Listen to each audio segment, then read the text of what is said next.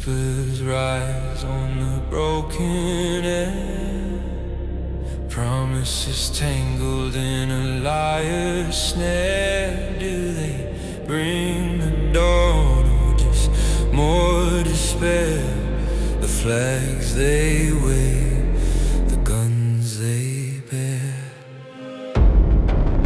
Who do we trust when the lights are gone? The words they speak or the steel they draw. Revolution's mask, truth withdrawn. Shadows of Shinnars, who are they for? Smoke and ash, a fractured sky. The revolutionary front says fight or die. But are they saviors or just another lie in this wastelands where truth goes to die? Can we see past the veil they weave? Or is the truth what we choose to believe?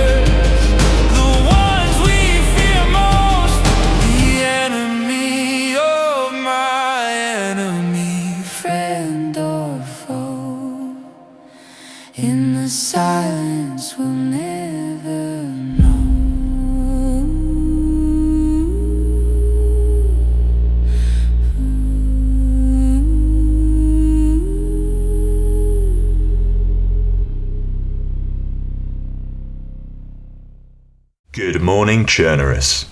My name is Major Blue of the UN Hope Division, and you are listening to Zenit News Radio, the only news broadcast that definitely doesn't contain secret messages to or from EvaPro.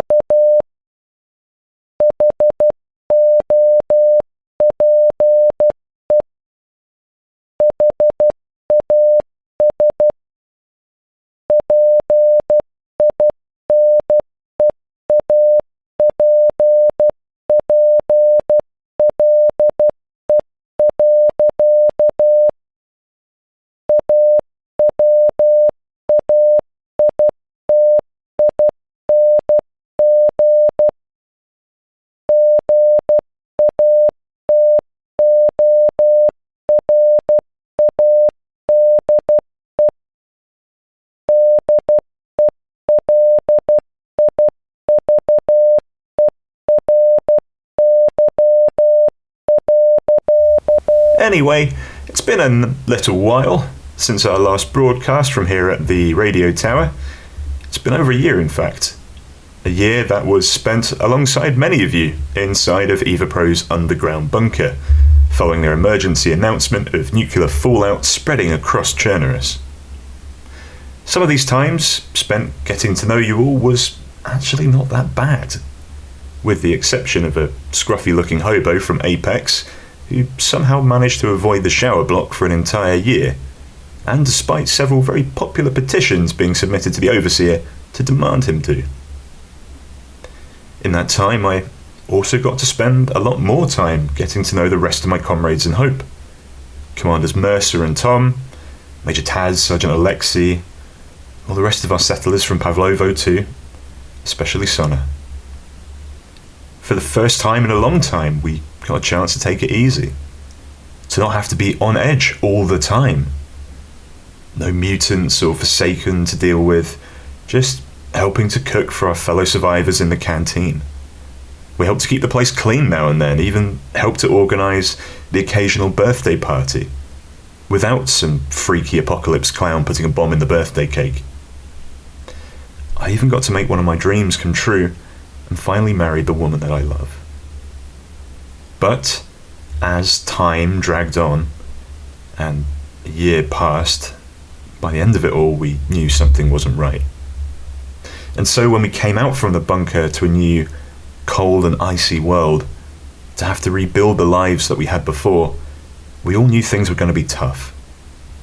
But none of us could have anticipated that in that year, Evropro would fall to the Syndicate, that we would emerge to a Chernarus under the boot of the Syndicate, the Revolutionary Front, and that our hardship was only just beginning.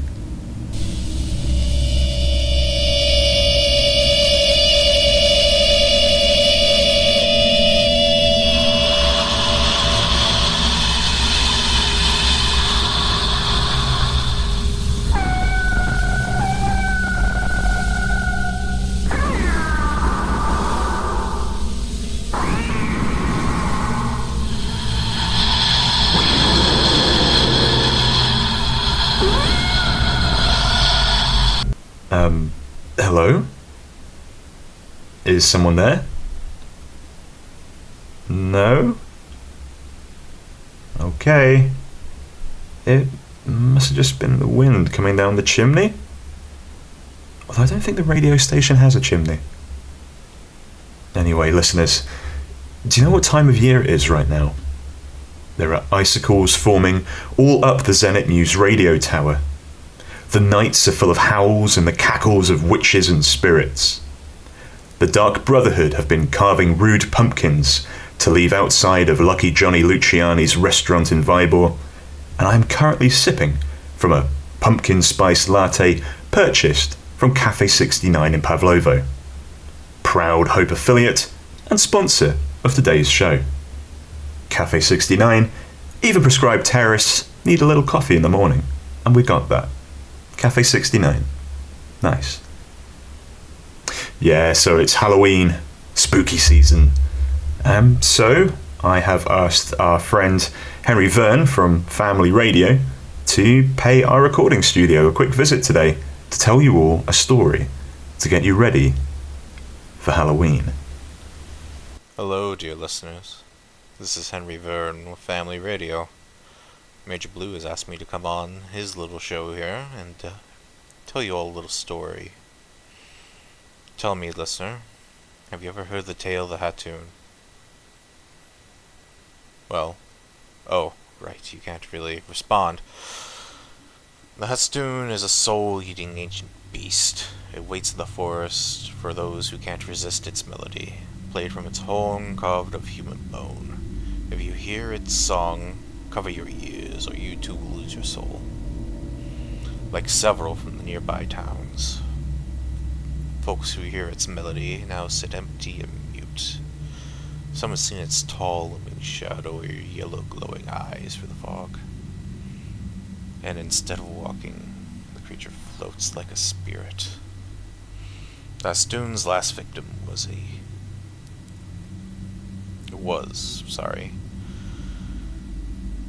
Jonah's only love. Heartbroken, he journeys in search of her soul. First, he must find the creature and steal its soul-packed horn. Tonight's moon hangs full and heavy as lonely Jonah enters the woods. Hatstoon! Give me back the soul of my beloved one! But there is only silence and darkness. Jonah searches until exhausted, he falls into a deep sleep. Suddenly, the sound of a soft whistle. Jonah awakens and sees a shadow in the low light. Jonah, my love. It's the voice of his wife through the trees. He follows in his darling call, which turns into an echoing melody. He covers his ears, but then listens again. The song draws him in. Where are you, my love? He cries out. The melody turns into a screech, a diabolical scream. Jonah wakes from a daze and covers his ears, but it's too late. Shadows shaped like long fingers advance towards him, a trembling sound of a train filled with the cries of 1,000 souls. Jonah runs, but the sound gets louder. He stumbles and falls. The shadows crawl up his face and open his lips. Slowly they pull out his nebulous soul. Jonah's horrified screams turn mute as the last bit of his soul leaves him. The shadows are sucked back into the forest, disappearing. Behind lingers Jonah's wife's voice. Jonah, my love. He gives chase, knowing it won't be long till he forgets who he is. Jonah's body runs to the edge of the woods. There at the cliff he sees the creature hunched over as if hibernating after its feast. It doesn't breathe, it bristles in the wind. Its spine under its dark robes moves up and down like an accordion. Jonah steps closer. It smells rotten. Even closer, his face is covered. He slides the horn out of the creature's grip and then he pushes the beast towards the edge. It awakens with a groan and holds on to his sleeves. It looks at him. His face is that of a condemned man, gaunt with blood-dripping lips and dry, stiff flesh. A broken man, but a man nonetheless. His bleeding eyes blink. Sounds like cracking eggs. Jonah pulls back and the creature falls effortlessly and disappears into the gorge below. It's over. Jonah puts the horn to his lips to release his soul and that of his beloved, yet, unbeknownst to Jonah, once the creature dies, the souls would be forever trapped inside.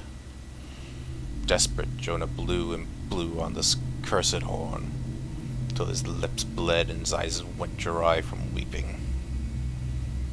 He became obsessed with the thought, if the horn filled up, his soul would finally spill out. It's still said that there's a creature that wanders through the woods and along the cliffs, capturing new helpless souls. Can you hear it? It's best not to listen too long. Have a good night, listener, and be safe.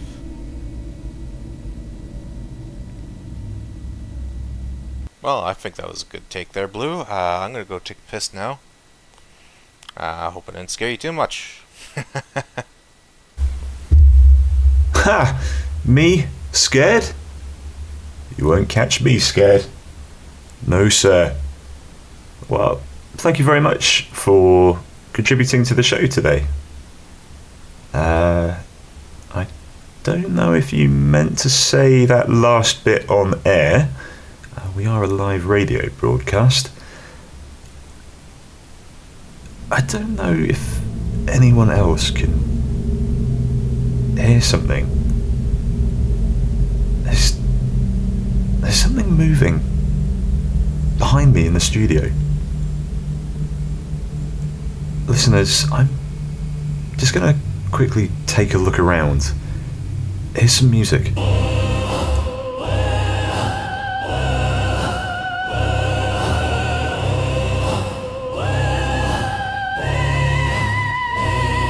Came out of the dark, out of that damn bunker. A year gone by. We were expecting all kinds of exciting things, not the disappointment and lack of things. The people we expected to be in charge, we found the up on spikes and the RF in charge. They say that they are a government true. They said that loud and proud, then they stopped our fuel, oppressing all the people with their tanks, trying to scare the people from the air as well, hiding in their clock tower, ring their bell. People of Generous, let's send them to hell. We want to live our lives wild and free. We need to oust the RF, can't you see? People of Generous, we need to stand and fight. Freedom is the goal we wish to achieve. Don't believe the RF, they lie and deceive. They rule us with force and bribery. The so-called government don't want you to be free. They don't want you to think for yourself. They don't want you to make a peep. All they want is for you to be fucking Okay, I couldn't find anything in the studio. It must just be my imagination. Listeners, there's something important that I need to talk to you about. As many of you will be aware, for the last few weeks, Hope has been at war with the group known as the Revolutionary Front, or RF. How we got to this situation is both complicated, but also very simple. After defeating EvaPro, the RF took over Chernerus and made themselves the government, restricting access to fuel and trying to impose different methods of control like checkpoints and ID cards. At first, we were wary of the RF. They used to be the syndicate after all, and they had a lot of firepower that they could start using to seek revenge on those who had sided against them in the past, including us. We hated the idea of the RF declaring themselves the government without giving the people any say whatsoever, expecting us all to be silent and to obey. But we were open to a peaceful dialogue and had been waiting for them to make their full intentions for Chernerus known. I was even part of a group that went to ask the RF for a meeting, and we were met with hostility. False accusations were levelled at us about stealing fuel. In fact, we were told that Hope was on a list of dissidents, and we were then fired upon by the RF. I'm not sure why exactly the RF blamed us. They never showed us any evidence, just made claims. But they also accused Hope of taking one of their members. If anyone in Hope did know anything about this, then they are probably dead now, and the answers died with them. But we were given a choice. Give someone over to the RF as a sacrifice, or else. What would you have done if given that choice? Would you hand over one of your comrades? I know many of us considered taking the fall to save our friends, even knowing what might happen to us. But in the end, no. We chose or else. We chose to stand firm for each other and to take a stand against the RF and give them nothing. That is when they came for us in Pavlovo. In the battle that followed, started by the RF, many friends came to stand with us against them. Together, we beat them back and won our first victory, but it came at a heavy cost. Many fought and died for freedom and for each other that day. One of those who fell was Commander Tom. And after the battle was over, we recovered the following recording in his cabin. This is Commander Tom of the Hope Organisation, and if you are hearing this, then it is likely that I am dead. The RF have just left our base, after threatening that unless we give one of ours for the supposed murder of Runt, that they will come back and destroy us all. They then left Whisper behind, and he was trying to snipe one of us. We take no pleasure in fighting or death, but Whisper met his end trying to kill one of us. And now I make this recording, as it is likely only a matter of hours before they come back, and this time I feel that violence is unavoidable. The Revolutionary Front will tell you that we are thieves. They'll say that we came for their fuel, but the truth, the real truth, is that when we came for a meeting, we came unarmed, open-handed in asking for a dialogue, and Whisper answered us with false accusations and gunfire. Hope is being painted as some kind of terrorist organisation to divide and conquer the various factions of this land, as for all their power, the RF would not be able to take all of the factions at once. So let me make this clear. We do not fight for fuel or glory. We fight for freedom. We fight to stop ID cards with tracking chips implanted. We fight for a free election rather than subjugate ourselves to a self-elected regime. And we fight to ensure that survivors can carry the necessary protection that they may live in as much peace as can be achieved in this modern day. And until these demands are met, Hope will never stop fighting for the freedom of the people. And if that makes us a terrorist organisation, then so be it. We shall fade into the shadows, but never stop fighting. So whilst there is one person that stands for freedom, Hope stands. Commander Tom was killed by a sniper round early in the Battle of Pavlovo, fighting on the front line with the rest of us. Our other commander, Mercer, was taken prisoner by the RF, and again the RF demanded the impossible, for one of us to be handed over as a sacrifice in his place, for us and all those who fought beside us to turn ourselves into the RF, for the disarmament of non-RF forces in Chernobyl, and for us to obey stricter controls over all of our lives. As the last Hope officer present during the battle who was still alive, I had to make the call. I couldn't let all the sacrifices of that day be in vain, and so I condemned another friend to death at the hands of the RF. Hope refused to surrender, and Mercer was executed by them. Since then, Hope has been branded as a terrorist organisation, and the RF seeks our annihilation every day. We have abandoned our base in Pavlovo so that the settlers living there in the town have a chance to avoid further bloodshed. Many already gave their lives in the struggle, and we will never betray their loyalty to us by fighting a war on their doorstep. But we have not surrendered. Hope still stands. We are still fighting the RF, and even though you may not know it, every day lives are lost fighting for your freedom, listener.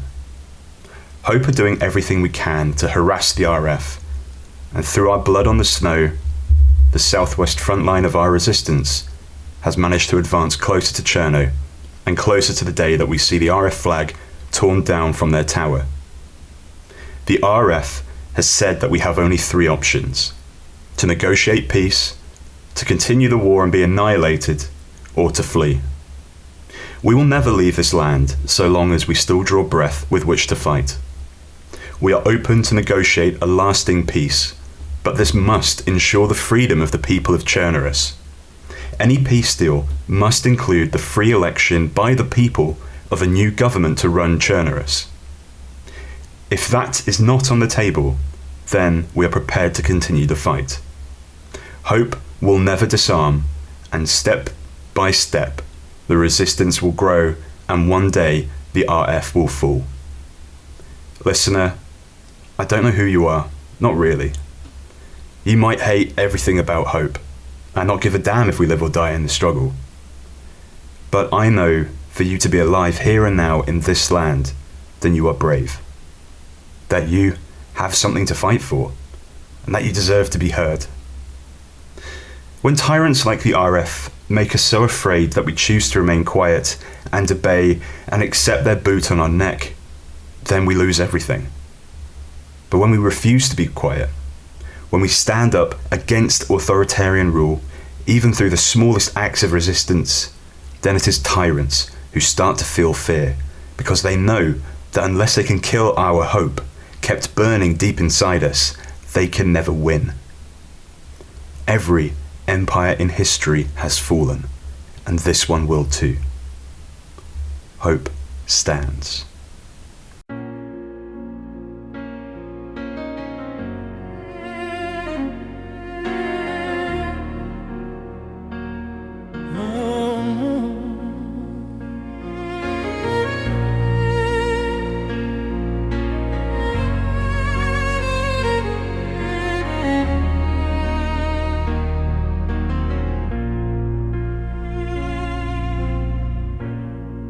We emerge from this darkness into the heart of a winter wasteland. in our minds, feeling tired and run down to start the style over again. A new dawn, a new foe to fight. The Revolutionary Front is their name, messing with our minds is their game.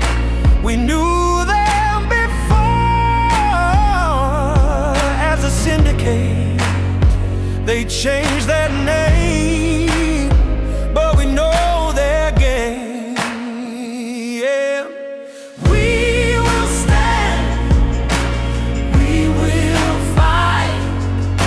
We won't go quietly into the night. People of generous shall show their might. It may be cold, it may be dark, but the Revolutionary Front will feel our bite.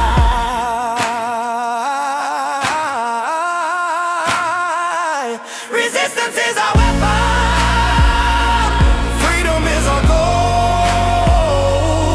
We will achieve it no matter the toll.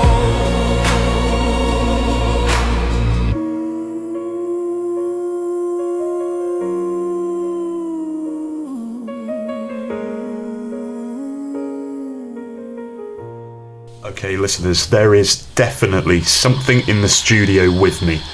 I think I just spotted something small dart across the room. There is a dead mouse on the floor, and it's hiding behind the filing cabinet and making these horrid noises. I have no idea what kind of mutant creature it could be, but it seems fast and probably very deadly. Listener, I'm going to climb under my desk and try to hide from whatever that thing is. Those sounds, I think it might be the Hastoon that Henry Verne was talking about earlier.